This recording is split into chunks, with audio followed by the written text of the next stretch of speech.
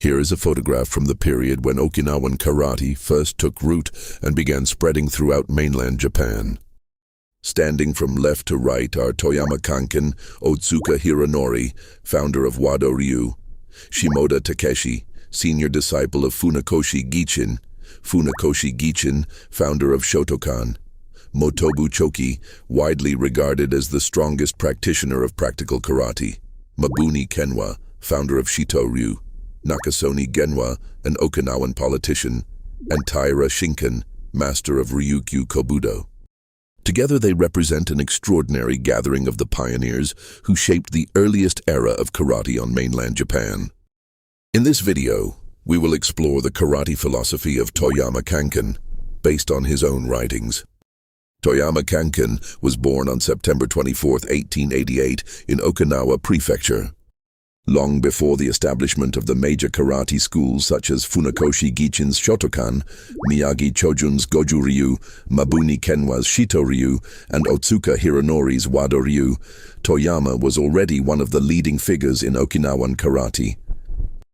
He is best known as one of the final senior disciples of Itosu Anko. From childhood, he is said to have studied under Ishikushiki Choiku, Itosu Anko, and Higaonna Kanryo, all of whom were among the greatest karate masters of their generation. In 1906, Toyama entered the Okinawa Prefectural Normal School. At the time, Itosu Anko served as the school's karate instructor, while Yabu Kentsu was the assistant instructor. Between 1908 and 1911, Toyama assisted both Itosu and Yabu in teaching karate before graduating from the school in 1911. Toyama also studied Sai techniques under Chibana Choshin, the first mayor of Shuri Ward and uncle of Chibana Choshin, learning the kata known as Chibana Kosoken.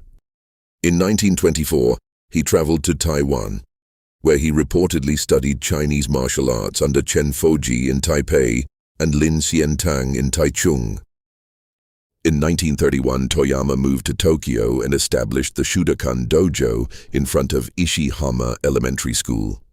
Among those who trained there was the Korean karate practitioner Yoon Byung-in, then a Japanese citizen because Korea was under Japanese colonial rule.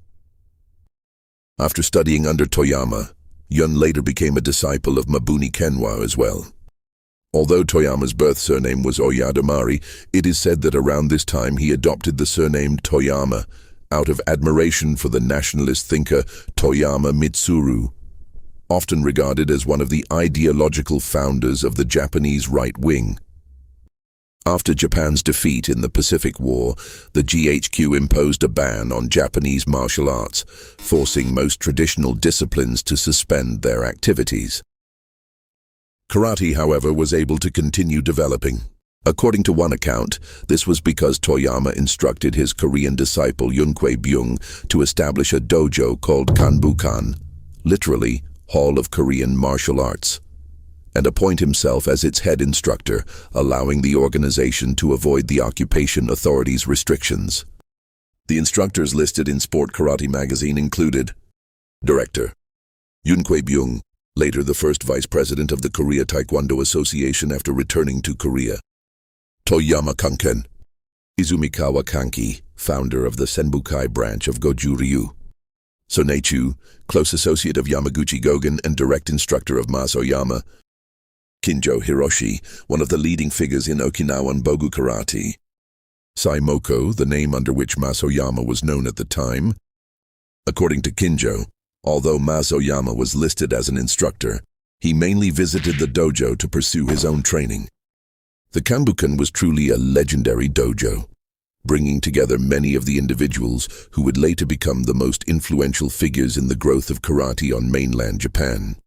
After Yoon returned to Korea and the GHQ gradually relaxed its restrictions, Kanbukan was renamed Renbukan, and Toyama became the head of the Shudokan headquarters of the All-Japan Karate-Do Federation, OLD, the organization now known as the Renbukai. Throughout his life, Toyama firmly maintained that there are no styles in karate. He was not merely arguing that rivalry between styles was undesirable. Rather, he asserted that from the very nature of karate itself, the concept of separate styles was fundamentally impossible. Toyama believed that karate is an unarmed combat system designed to protect one's life, and when necessary, to defeat an opponent in real combat. If that is its purpose, then there can only be one best method of offense and defense. While he acknowledged that arts such as etiquette or flower arrangement naturally develop different schools because beauty and methods of expression vary, he argued that it was illogical for a practical fighting art to possess multiple equally valid traditions. Just as there are no separate styles of sumo, boxing, or aviation, Toyama insisted that karate likewise has only one legitimate orthodox tradition. For this reason, Toyama carefully examined the styles that were already well known during his lifetime. He first addressed Shorin-ryu and Shorei-ryu, which are often associated with China's Shaolin Temple or the legendary Shorei Temple. Toyama rejected these claims, arguing that there was neither historical evidence nor technical continuity linking those institutions to modern karate. Furthermore, after comparing the kata themselves, he concluded that their techniques, methods of applying hardness and softness, and overall structures were virtually identical. The only noticeable differences lay in tempo, rhythm, and speed, natural variations arising from individual training rather than evidence of separate martial traditions. Therefore, he concluded that these differences did not justify the existence of distinct styles. Furthermore, Toyama believed that Shito-ryu was in essence included within Goju-ryu, and that they were fundamentally the same karate. He explained that the name Shito-ryu was simply a combination of the characters Shi from Anko Itosu and To from Kanryo Higaonna, emphasizing that the name did not signify the creation of an entirely new style. One particularly fascinating episode involved Toyama's direct conversation with Kenwa Mabuni himself. Toyama asked him bluntly, "Why did you decide to establish a separate style?" Mabuni reportedly answered with remarkable honesty, "Simply calling it karate seemed less impressive than giving it a style name, and I also wanted to honor my teachers. Looking back, I should have discussed it with you and the others before adopting the name."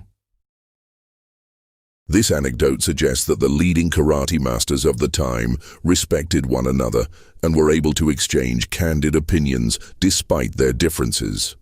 Toyama believed that both Mabuni's karate and his own were comprehensive systems incorporating not only the teachings of Anko Itosu and Kanryo Higaonna, but also the techniques of past masters such as Arakaki Seisho, Yamashiro, Oshiro, and Sokon Matsumura. To him, this represented the one true orthodox karate. Therefore, assigning separate style names ultimately served no meaningful purpose. Toyama was equally frank in his discussion of Chojun Miyagi. He praised Miyagi as a man of outstanding character and martial skill, a natural-born karateka. Nevertheless, when Toyama returned to Okinawa in 1936, he visited Miyagi at Naha Commercial School and asked him directly why he had chosen the name Goju-ryu. Miyagi explained that because the general public still did not fully understand karate, he wanted the words hard, go, and soft, ju, to express the art's complete nature in an easily understandable way. Toyama, however, remained unconvinced. In his view, karate had always encompassed both hard and soft methods. To explicitly name a style Goju was, he argued, no different from saying men and women are human beings. It merely stated something so obvious that it became meaningless. Toyama further explained that karate techniques themselves naturally embody both principles. Strikes, spear hand thrusts, knife hand attacks, and kicks belong to the hard methods, while throws, takedowns, pins, and chokeholds belong to the soft methods. All of these, he argued, operate according to the universal principles of yin and yang and hardness and softness. Consequently, no karate practitioner could escape these principles, and no style could fundamentally alter karate's true nature. Toyama also sharply criticized the growing number of newly established styles appearing during his time. He argued that many people who invented unusual style names did not fully understand authentic karate.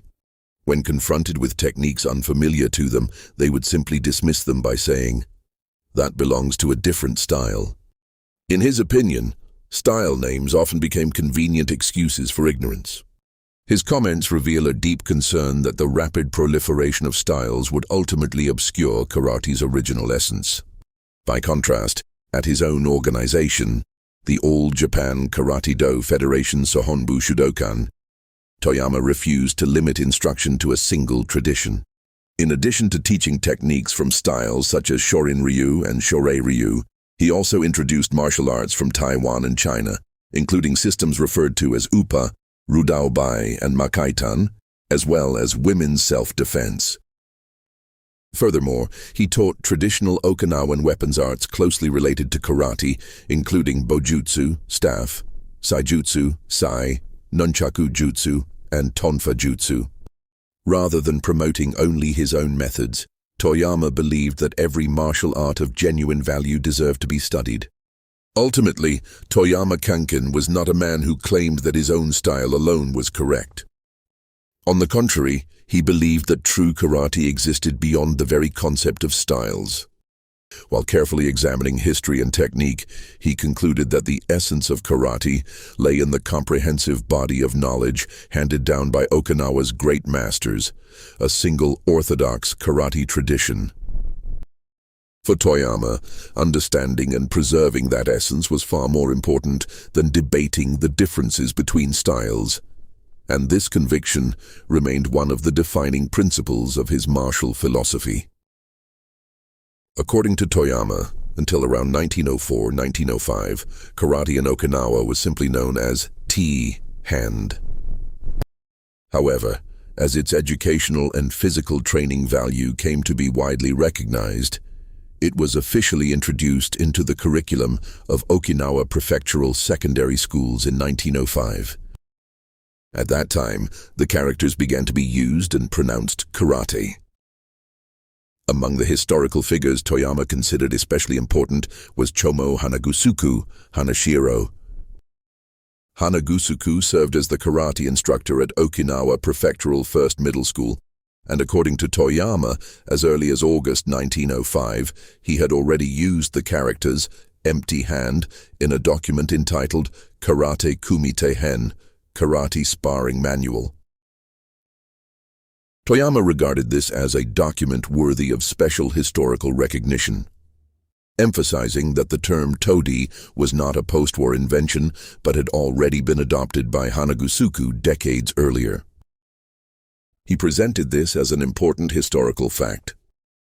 The event that Toyama regarded as the most significant was the unprecedented roundtable discussion on Okinawan karate held in October 1936 at the Naha Showa Kaikan, sponsored by the Ryukyu Shimpo newspaper.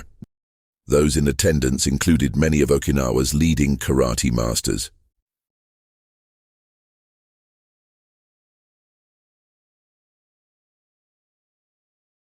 Also present were Asahiki Ota, president of the Ryukyu Shimpo, and chief editor Yasukazu Matayoshi. According to Toyama, the participants engaged in serious discussions covering every aspect of karate, from its fundamental nature to methods for its future promotion. One of the most striking discussions concerned the question of styles, ryuha. During the meeting, Chojun Miyagi reportedly stated that, although some claimed karate consisted of two major schools, Shorin-ryu and Shorei-ryu, there was no clear historical evidence supporting such a classification.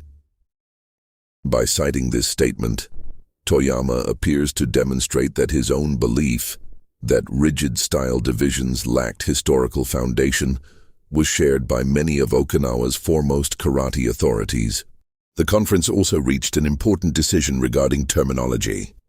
The participants agreed that because karate was fundamentally an unarmed martial art whose primary purpose was moral cultivation, the name Karate-do should be adopted in place of todi. They further proposed that the ranking system of Dan and Q grades should be standardized and promoted nationwide. Toyama regarded this conference as one of the most important milestones in the history of karate. Toyama also discussed how the name evolved in Tokyo. Around 1922-1923, practitioners in Tokyo, following Okinawan custom, still wrote karate as Tang Sho. However, because the character Tang or Chinese, gave the impression that karate was merely a Chinese martial art, many students found it undesirable. As a result, there was even a period when the word was written simply in hiragana as karate, avoiding Chinese characters altogether. By around 1936, however, the term karate-do had come into widespread use. Toyama did not regard this as a mere change in spelling. Whereas to-di evoked the image of a technique-centered fighting art, karate-do represented a martial way that placed the cultivation of the mind above technical skill. To him, it symbolized the completed form of karate as the martial way of the gentleman. For Toyama, therefore, the name karate was deliberately chosen to express the ideal of a martial art dedicated to character development. Moreover, this philosophy was not Toyama's alone. The discussions at the 1936 roundtable reveal that this vision was shared by many of Okinawa's greatest masters, including Chomo Hanagusuku, Chojun Miyagi, Choki Motobu, Choshin Chibana, and Kentsu Yabu, who collectively shaped the future direction of Okinawan karate. Toyama spoke with pride about the history of Okinawan karate as it spread throughout Japan and eventually across the world. At the same time, as someone who had inherited that tradition, he felt a profound sense of responsibility for preserving it. He first explained how, from the late Meiji period into the early Taisho era, Okinawan karate began earning high praise from Japan's central martial arts community and members of the Imperial Japanese Navy. In particular, he recounted that in 1912, when the First Fleet under Admiral Dewa Shigeto anchored in Nakagusuku Bay, more than a dozen selected non-commissioned officers and sailors stayed at Okinawa Prefectural First Middle School, where they trained in karate for approximately 1 week. Toyama regarded this event as a symbolic milestone, demonstrating that karate was beginning to gain recognition among military personnel as well. Toyama then identified Yabu Kentsu as one of the most important figures in the history of modern karate. A former lieutenant in the Imperial Japanese Army, Yabu had served for many years as a karate instructor at the Okinawa Prefectural Normal School. In February 1920, while traveling to the United States at the invitation of his son, who lived there, he gave karate demonstrations in Hawaii and Los Angeles. Toyama praised Yabu's efforts as the glorious first step in karate's history of reaching the wider world. The following year, in March 1921, the Crown Prince, who would later become Emperor Showa, stopped in Okinawa during his overseas tour. During the visit, a karate demonstration by selected students was performed before the Crown Prince. According to Toyama, this event directly led to Funakoshi Gichin introducing karate in Tokyo later that same year. Meanwhile, in Western Japan, Motobu Choki took up the task of promoting karate somewhat later, beginning in the spring of 1923. Motobu introduced karate at institutions including Kansai University, the Mikage Teachers School in Kobe, as well as police organizations and factories. Toyama described the spread of karate across mainland Japan as a two-pronged movement. Funakoshi leading its development in Tokyo, while Motobu advanced it throughout the Kansai region. Finally, Toyama reflected that, thanks to the tireless efforts of these pioneers, karate was warmly welcomed by universities and numerous organizations, spreading not only throughout Japan but gradually across the world. Yet he emphasized that this success also carried a profound obligation. Those of us born in Okinawa, the birthplace of karate, bear an especially great responsibility, he wrote. His words reveal that while he celebrated karate's growing popularity, he believed even more strongly that those who inherited its tradition had a duty to preserve and faithfully transmit authentic karate to future generations. In the latter half of this book, Toyama also explains why he believed the techniques he taught were the authentic tradition, and he even reveals what he considered the true secrets of karate. According to Toyama, These were teachings that could not be found in any other karate manuals published at the time. He also shares several personal stories describing how these principles helped him escape dangerous situations in real life. I'll be covering these fascinating topics in an upcoming podcast. If you're interested, please give this video a like and subscribe so you don't miss it.